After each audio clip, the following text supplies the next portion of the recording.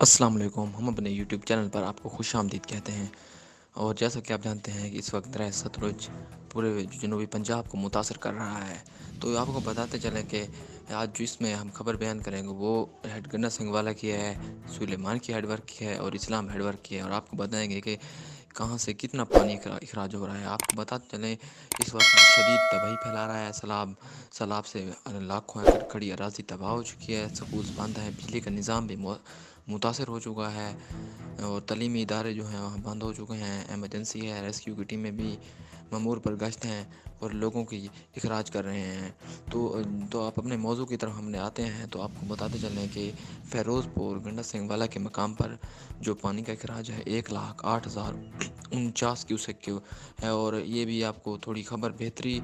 کی جانب رواں دواں ہے، کیونکہ پانی کی مقدار تھوڑی کم ہوئی ہے اور وہاں پر درمیانے درجے کا سیلاب بتایا جا رہا ہے۔ لیکن آپ کو بتاتے چلیں یہ سیلاب قصور، پاک پتن، منچن آباد جہاں سے بھی گزرا ہے، درئی پٹی کے ساتھ اور علاقوں اور تمام بستیوں کو اس نے مٹ کر دیا ہے اور لوگ محفوظ مقامات پر منتقل ہو گئے ہیں۔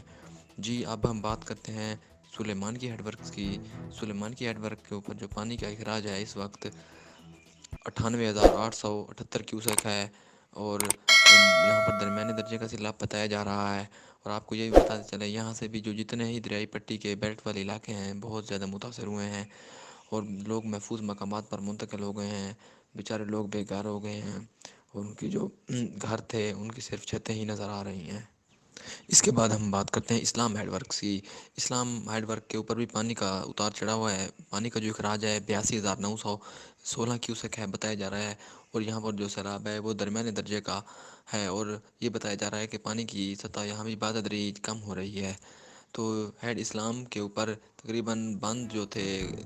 جہاں پہ سیلاب کا زیادہ خطرہ تھا، یہاں سے بڑا ریلا جہاں سے بھی گزر رہا ہے وہاں پہ تباہی مچا رہا ہے۔ اس کے علاوہ ہم بات کرتے ہیں میلسی سیفن کی۔ میلسی سیفن کے اوپر بھی پانی کا مقدار جو ہے وہ بتدریج کم ہو رہی ہے، وہ وہاں پر 1,11,363 کیوسیک پانی بتایا جا رہا ہے اور درمیانے درجے کا سیلاب بتایا جا رہا ہے۔ اور اس کے علاوہ ہم درہ راوی چناب کی بات کریں تو وہاں پہ پانی کا جو بہاؤ ہے وہ نارمل ہے، اور اس کے علاوہ پائنت کی بات کریں تو پائنت کے مقام پر بھی پانی کی مقدار مسلسل بڑھ رہی ہے، کیونکہ جو پانی یہاں سے گزرا ہے وہ آگے زور کر رہا ہے۔ تو آپ کو بتاتے چلیں کہ بہت سارے جو علاقے ہیں بہاولپور لودھرا کے وہاں ایمرجنسی ہے، سکولز بند ہیں، بچوں کی تعلیم بھی متاثر ہوئی ہے، بجلی کا نظام بھی درہم برہم ہے، اور لوگوں کے پاس کھانے پینے کے اشیاء کا بھی قلت کا سامنا ہے۔ یہ پچھلے 20 سال کیونکہ پاکستان سیلاب کی زد میں رہا ہے۔ 2008 کی بات کریں زلزلے کی، تو 1988 کی بات کریں تو یہ درہ سندھ میں جو پچھلے سال 2022 میں سیلاب آیا ہے، تو یہ شدید ترین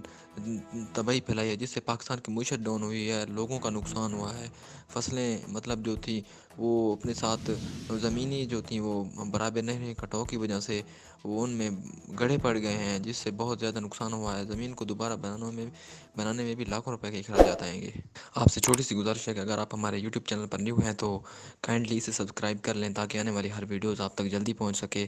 اور ہم لمحہ بہ لمحہ آپ کو باخبر رکھیں گے۔ اور ایک